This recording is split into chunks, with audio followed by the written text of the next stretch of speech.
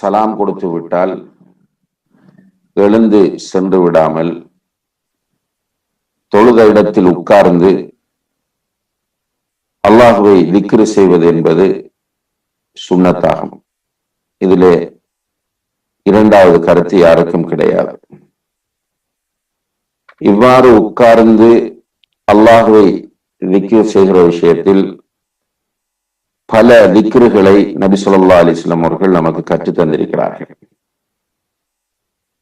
முடியுமானவரை இந்த திக்ருகளை நாம் அறிந்து மனப்பாடம் செய்து கொள்வதற்கு முயற்சி செய்ய வேண்டும். ஆரம்ப கட்டத்திலே நாம் புத்தகங்களை அல்லது இந்த துஆக்கள் பிரிண்ட் செய்யப்பட்ட கார்டுகளை பயன்படுத்துவதிலே குற்றமில்லை. இவ்வாறு வந்திருக்கிற துஆக்களும் திக்ருகளும் நிறைய காணப்படுகின்றன. பொதுவாக சலாம் கொடுத்ததும் 3 தடவைகள் அஸ்தக்ஃபிருல்லாஹ் அஸ்தக்ஃபிருல்லாஹ் அஸ்தக்ஃபிருல்லாஹ் என்று சொல்ல வேண்டும். அதற்கு பிறகு அல்லாஹும்ம அன்தஸ் ஸலாம் வ மின்கஸ் ஸலாம் தபாரக்த யா தல் ஜலாலி வல் இக்ராம் என்று கூற வேண்டும். அதனைத் தொடர்ந்து இன்னும் பல திக்ருகள் வருகின்றன. அவற்றை நீங்கள் ஹிஸ்னுல் முஸ்லிம் என்ற புத்தகத்திலோ அல்லது ஏனைய சஹீஹான துஆக்கள் பதிவு செய்யப்பட்டிருக்கிற புத்தகங்களிலோ பார்த்து அறிந்து கொள்ளலாம்.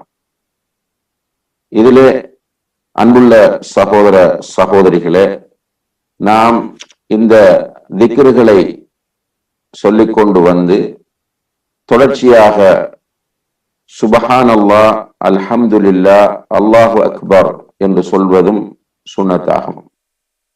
இவ்வாறு சுப்ஹானல்லாஹ் அல்ஹம்துலில்லாஹ் அல்லாஹு அக்பர் என்று சொல்வதை பொறுத்தவரையில் இதிலே பல எண்ணிக்கை வடிவங்களை ஹதீஸ்களிலே நாம் பார்க்கலாம்.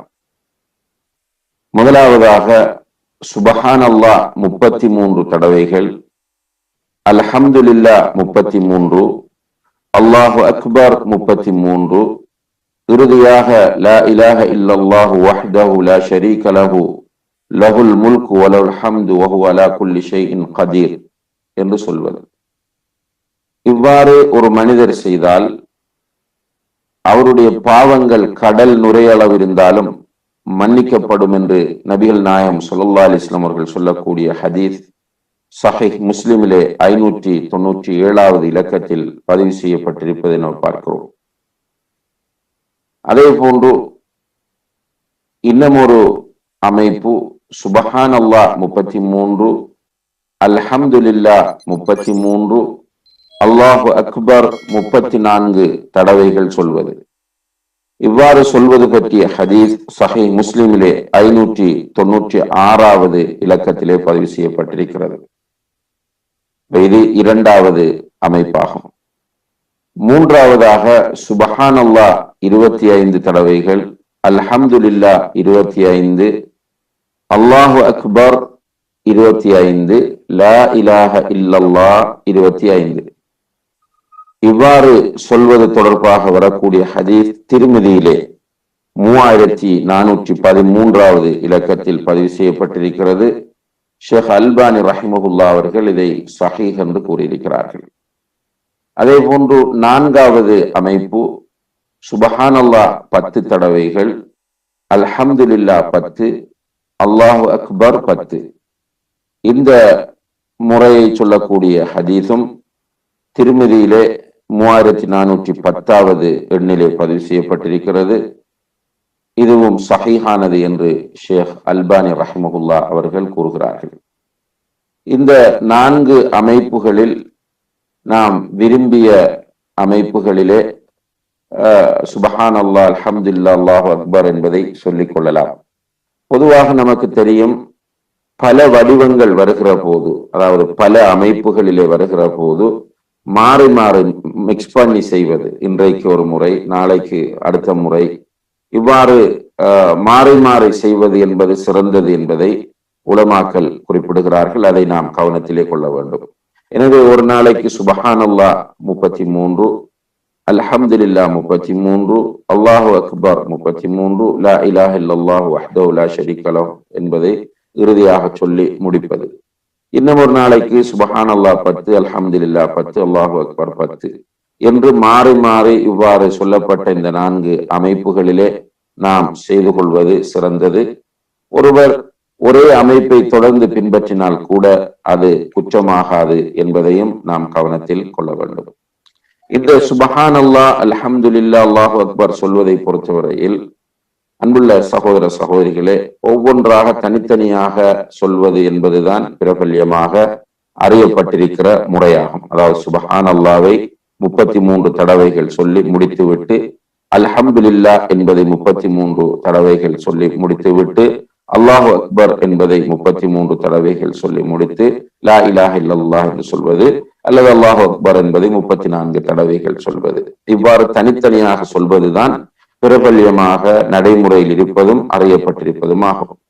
இருந்தாலும் கூட ஷேக் பின் பாஸ் ரஹ்மத்துல்லாஹ் போன்றவர்கள் சொல்கிறார்கள், ஒருவர் சுபஹான் அல்லாஹ், அல்ஹம்துலில்லாஹ், அல்லாஹு அக்பர் என்று சொல்வது, இவ்வாறு 33 தடவைகள் சொன்னால் அவருக்கு ஒவ்வொன்றிலும் 33 வந்துவிடும் என்பதை கூறுகிறார்கள். அதுவும் அனுமதிக்கப்பட்டது என்பதை நாம் புரிந்து கொள்ளலாம்.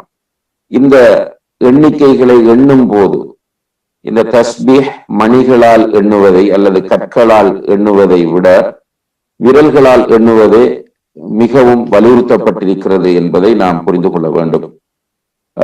முஸ்னத் அஹ்மதிலே 27,089வது இலக்கத்திலும், திருமதியிலே 3486வது இலக்கத்திலும் பதிவு செய்யப்பட்ட ஒரு ஹசன் என்ற தரத்தை உடைய ஹதீஸிலே நபி ஸல்லல்லாஹு அலைஹி வஸல்லம் அவர்கள் தன்னுடைய மனைவிமாரை பார்த்து சொல்கிறார்கள், நீங்கள் தொழுது முடித்ததும் தஸ்பீஹ் செய்யுங்கள், அதை உங்களுடைய விரல்களால் அல்லது விரல் நுனிகளால் நீங்கள் செய்யுங்கள், அந்த எண்ணுவதை விரல் நுனிகளால் ஆக்கிக் கொள்ளுங்கள்.